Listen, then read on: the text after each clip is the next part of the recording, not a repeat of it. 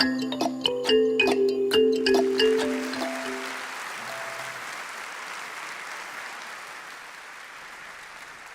know, it's not long ago since I finished high school. I have many great memories: socializing, competing, publishing, and presenting at international conferences, but all of which happened outside the classroom. I'm sure you all have great memories of your high school. Some of us might even remember our teachers. Reflecting back, I realized that teachers in Queensland needed to teach a certain curriculum in a certain way. There wasn't much room for maneuver, which in a way made everybody the same. So I guess it is fair to say that your typical classroom environment will consist of desks, whiteboards, a pre-programmed teacher, and a group of students robotically copying down word for word everything the teacher was narrating.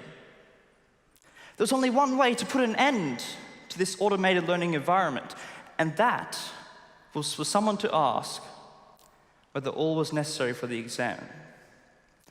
And that was the key to high school, knowing what you didn't need to know. I spent most of my high school learning about things I didn't need to know. For me, maths is a journey, and the most interesting journeys are the ones in which you explore and gain experience. So I believe maths should be taught as a journey, not a set of equations to be applied to something, as if maths is a set of dusty tools in the shed of science. For me, my maths journey started when I was really young.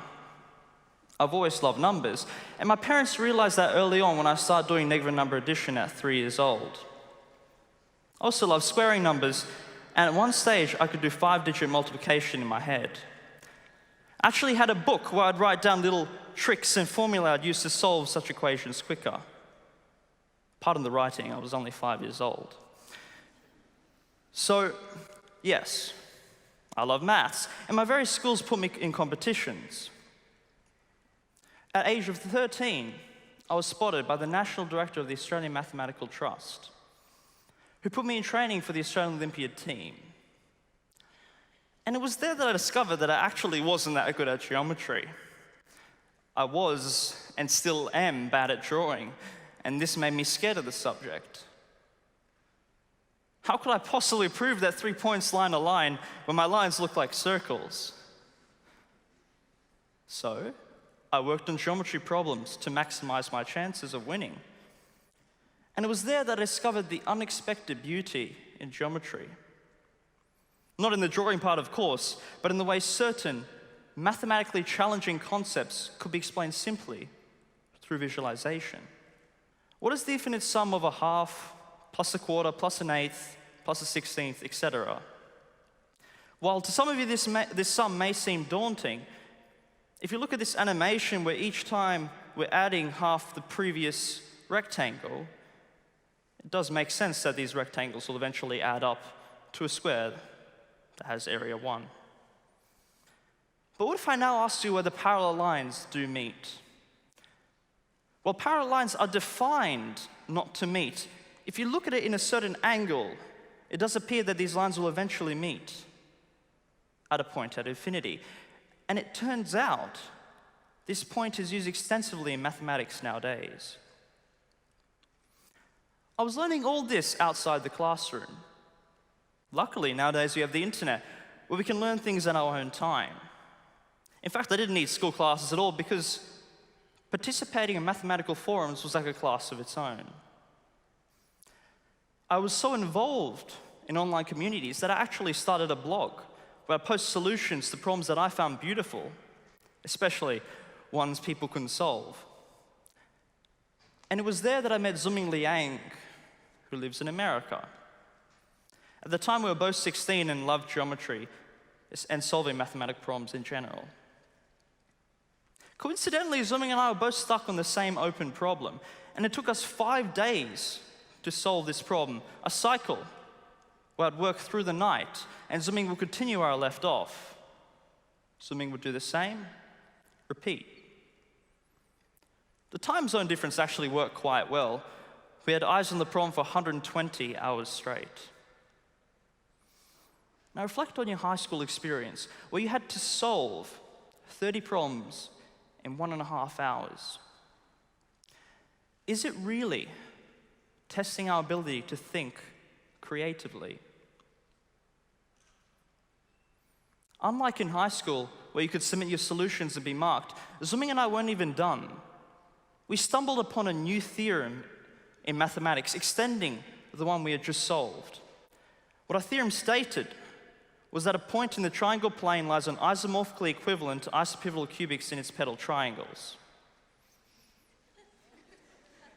But here's a diagram for the theorem. It's a bit simplified. Unfortunately, we too had no idea how to prove this problem, and it took us 6 months to finally figure out a way just to start the proof, and another week to solve it, let alone 9 months for it to be published. Who could have thought by the end of it that our diagram would look like this? What our theorem did was that it made the complex field of isopivotal cubics easier to deal with, and allows difficult geometrical problems to be solved by people with only high school level understanding of geometry. It avoids pages of calculation to more elegant and quicker approaches. In fact, when I tried to solve the equations of our theorem, my computer timed out. So clearly maths isn't just a set of equations, but more like a crime thriller where the build up to the ending is far more important than the ending itself. Zuming and I had to create new theory in the field of isopivotal cubics in order to solve our new theorem. And it turned out that these subsidiary results end up being the most important and widely applicable part of our article. Fermat's last theorem is a perfect example of this. Back in the 1700s when it was formulated, people had no idea how to prove the simple-looking problem. But fast forward to the 20th century, where whole new fields of analytical number theory and algebraic number theory had to be invented in order to solve the problem. It was finally resolved by Andrew Wiles, but in contribution were hundreds of mathematicians worldwide. So just imagine learning the result. A to the x plus b to the x equals c to the x. What are you actually learning? The whole concept of thinking of mathematics as a journey follows from the idea that the ability to think creatively is far more important than the ability to know and to apply. In 2015, AlphaGo was placed in competition with Lee Sedol in the game Go. While the computer did win 4 out of 5 times, it was where the computer lost, which begs the question, how could a computer that could compute a surplus of 100 moves ahead lose to a mere human? And it was there that I realized that we have an edge over computers to visualize geometrically, to think abstractly and out of the box, and to use these qualities to create innovation. What this means is our human imagination and creativity cannot be replicated by a computer. So the question is, are we, as the younger generation, being given the best opportunities to use our talents and qualities in the best possible way? And currently, I don't believe our education system understands the importance of creativity. In schools, we're taught to set a follow of rules, procedures. We're taught to accept rather than question, to test rather than experiment. What is the point of 12 years of teaching if a simple computer program could do the exact same thing billions of times faster? We're being told that wrong is bad, and in the process, we're losing the fundamental property that makes us human: creativity. Just imagine a world where complex numbers didn't exist. And now imagine a poor inquisitive child asking his teacher, why aren't there solutions to x squared equals -1? We have solutions for x squared equals 1. 1, 4, 2, 9, 3, but why not negative numbers? And just imagine a response such as, just accept that there isn't. Or even worse, being ridiculed for claiming such numbers should exist. Then the whole field of complex analysis and its ubiquitous applications in engineering wouldn't have been invented. We wouldn't be able to fly planes or even watch movies in our cinemas so comfortably today. So just imagine what kinds of innovations we might be losing nowadays. To encourage creativity, I believe we need to introduce real mathematics from an earlier age. That is, children need to understand the concept of logical thinking and proofwriting earlier. For example, instead of homework being to repeatedly apply the same technique for 50 differently worded problems, why can't it be, think of this theorem or problem, and how would you prove it? And then in the next class, discuss strategies of what the students saw and show them how the proof would work out.